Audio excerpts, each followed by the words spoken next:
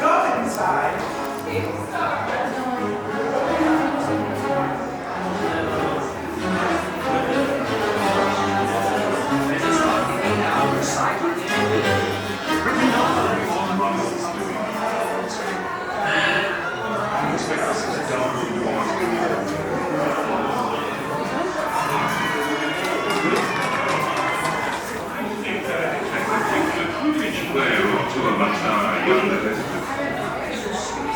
Like a dream last too often.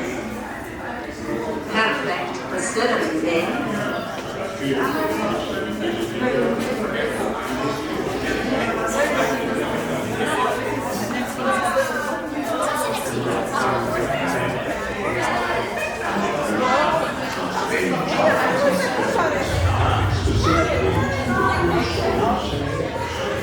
I did see a post the other day.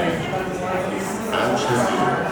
But I tell all young boys and girls who pass through Hogwarts, there comes a time when all of us must make a choice between good and strong.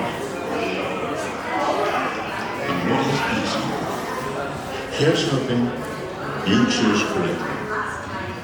Now, you're about to enter the defense against the dark arts hospital. World-class British player. Hermione knows all these spells, you see. Ron, you're making it snow again. Why does that always happen? Hermione, if you would. Monsieur Jinx or Canto.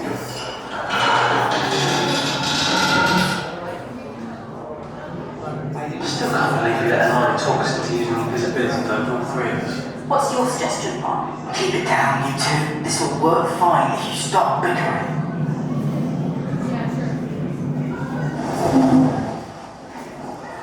Excuse me, we thought some of you might be looking for a way to escape Professor Bean's lecture. If you're not, you're mental. Not that the subject isn't fascinating.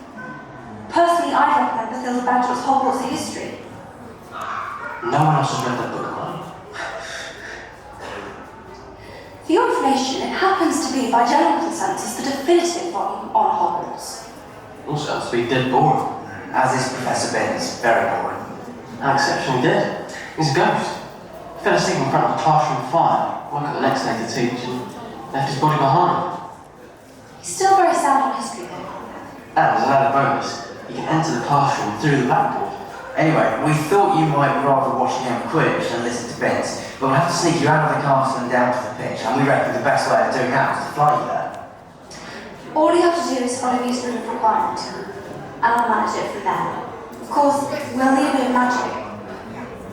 A charm I learned from a world-class Quidditch player. Hermione's famous for it. Yes. We thought it takes for cantrip. She's quite a dude. Remember, meet Hermione in the room of requirements. See, Ron, everything worked out perfectly. Perfectly. Except I was stuck in his cloak with you. Your voice is down. They'll try to hear us. Ron got despicable.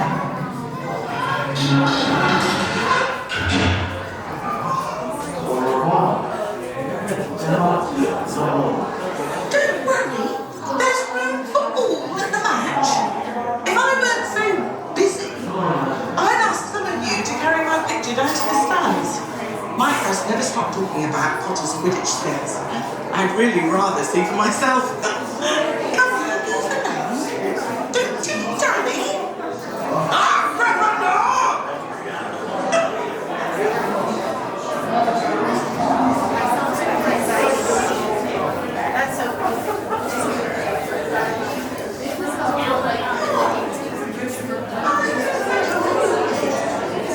I remember the day I took part in the Olympics for a spin with the legs. I knew they landed, and the ball back too.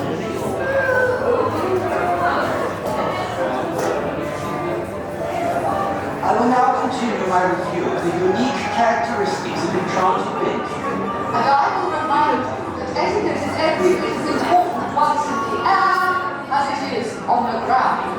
And I'll tell you what it feels like to go blasting through a cloud on one of these benches. The information I'm being imparting is very important, young man. I beg you not to interrupt.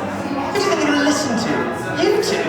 Or someone who's actually taken these benches on test flights and lived to tell the tale? fine young Hogwarts student by the name of Hermione Granger has been gracious enough to cast a flying trap on the enchanted benches. While you're quite safe, each bench possesses a mind of its own and can shoot up into the sky without notice or stop on the sickle at any moment. Therefore, it's not recommended for those with neck or back problems, persons subject to motion sickness, or anyone who is pregnant. Stow them, one and all, to keep your treasures safe and sound. Smart lockers are supplied, greenworks made and wizard-proofed for all you need.